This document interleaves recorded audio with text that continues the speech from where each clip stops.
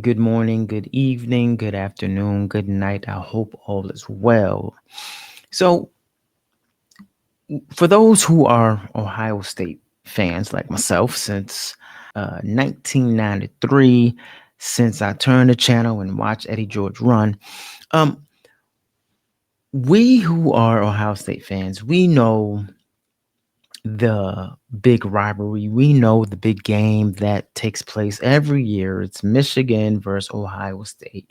Ohio State versus Michigan. Now, for those who are not sports fans, you probably don't know what's going on. But for those who, and I'm sure it was most of the world who've seen the Michigan versus Ohio State game this past Saturday, I want to discuss something that took place. And I don't want to discuss much of what took place, but what happened after the incident took place. Now, I wasn't really going to speak on this incident, but I want to. I wanted to now. I think that it should be spoken about.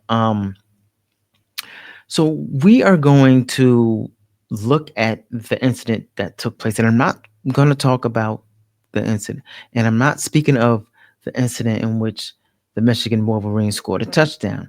I'm not talking about that because they did not score a single touchdown on Saturday, but we are not going to get much into that. I'm going to leave that alone. But let's get into see what actually took place in the incident that I'm going to speak about. Let's go. Donaldson. And he'll be tackled for a loss.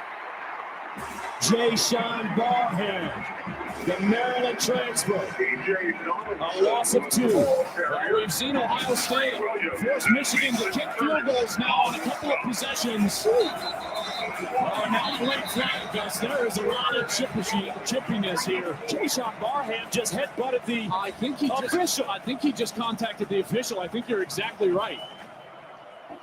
Now we see that he headbutted the official, right? We see that he headbutted the official. Now let's see what is the consequence for that.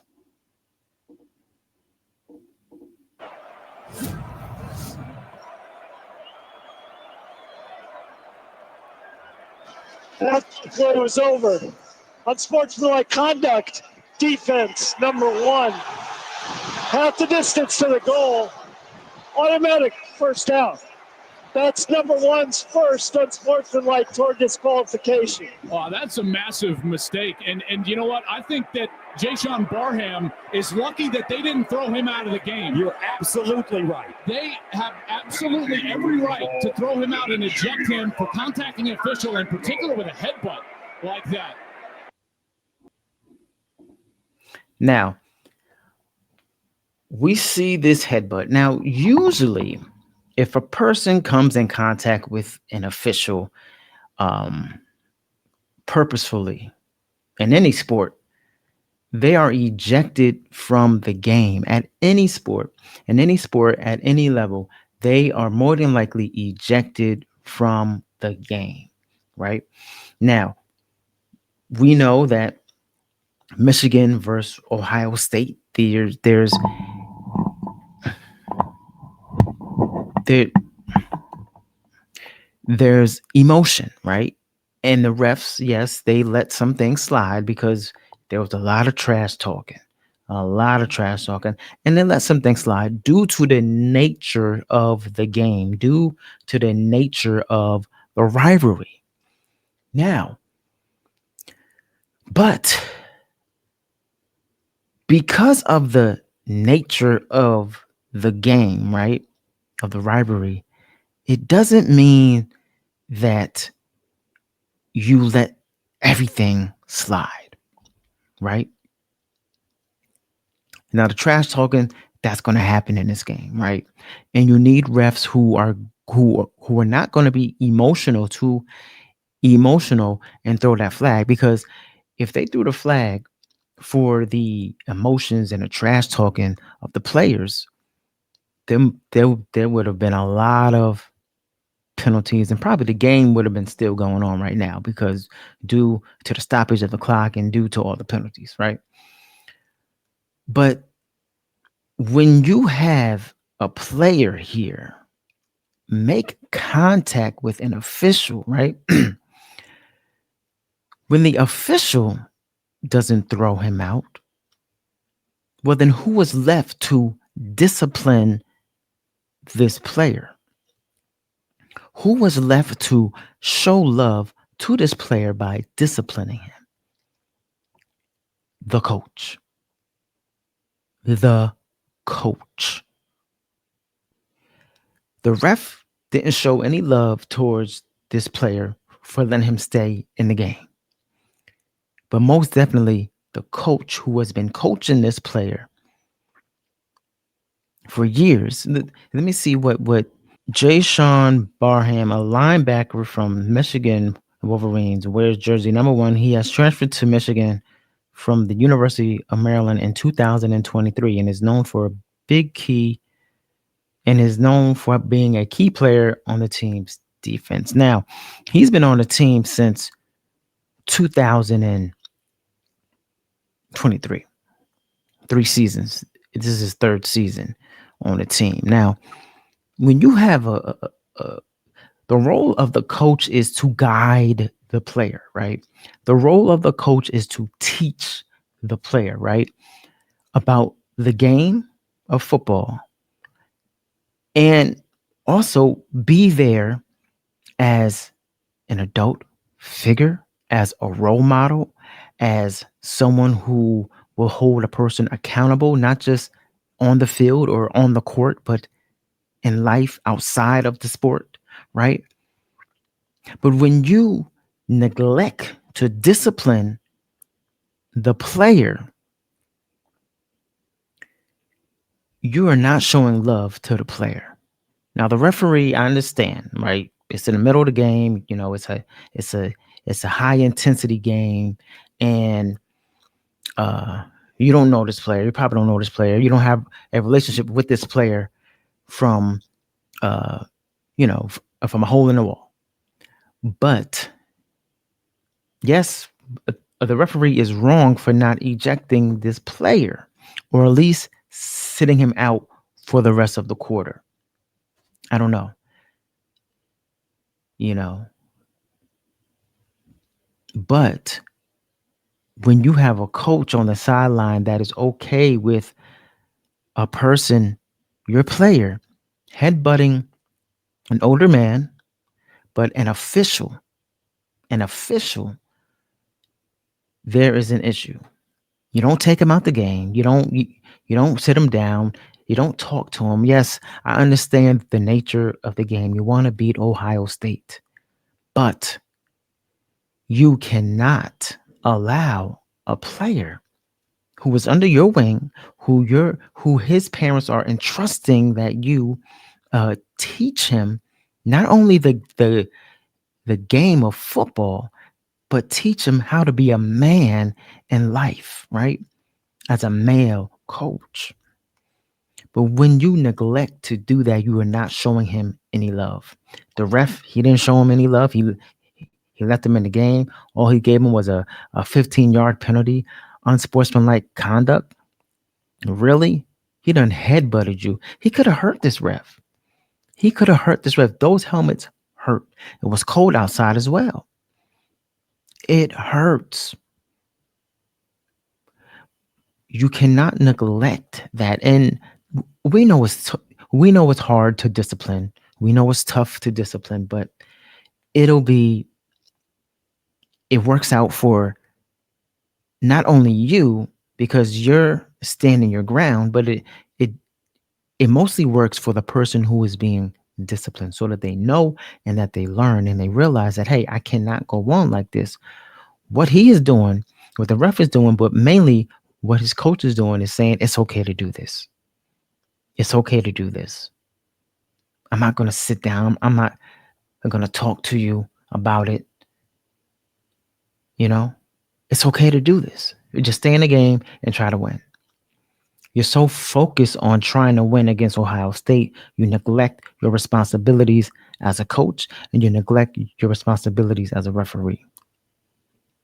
But we, as leaders, as adults, as coaches, as whomever we are, as mentors in a person's life, we have to teach and lead, and we have to discipline. Without discipline, you're out of control.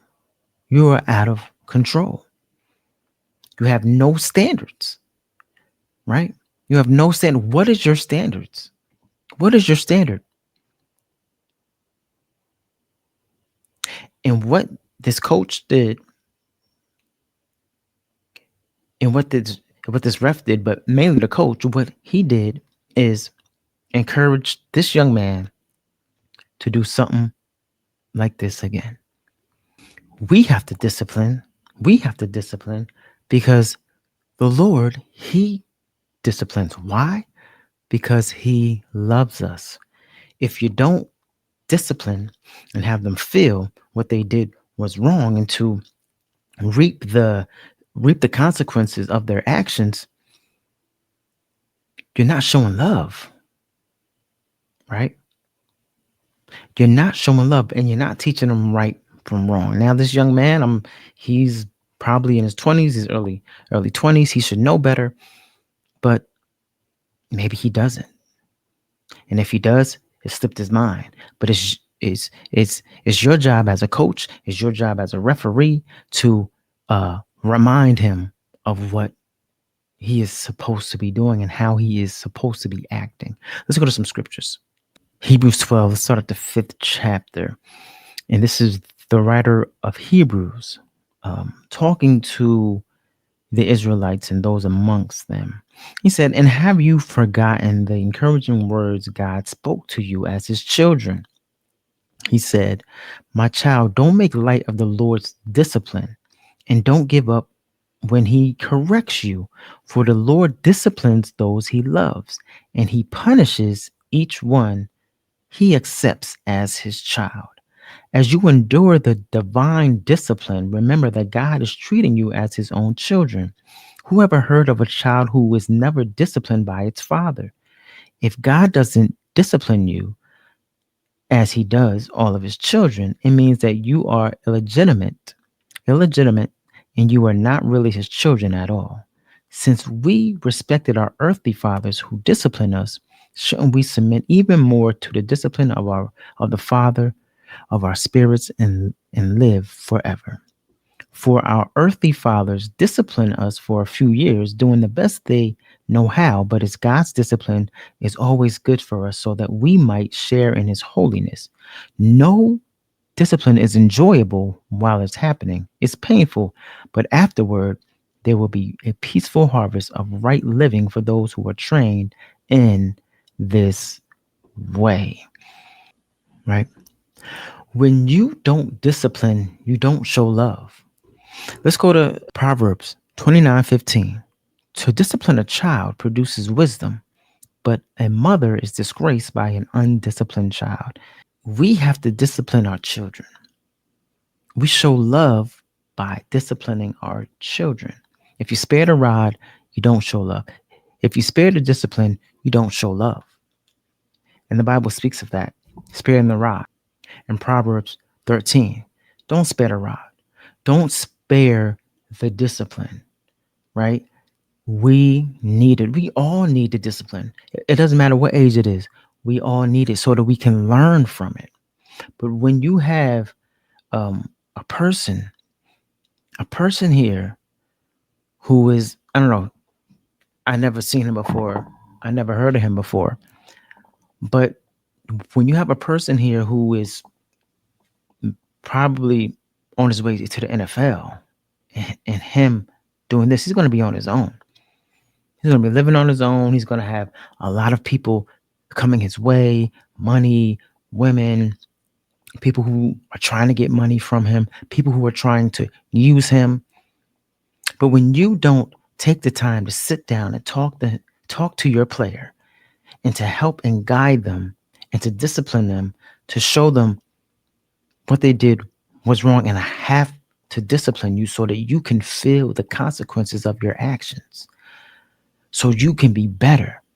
In Proverbs uh, 20, 25:28, it talks about a man with no discipline is like a city with broken down walls, just all over the place. You're running rampant. No standard, no discipline, no direction. You're just there. And you're acting this way, you're acting that way instead of the right way, right?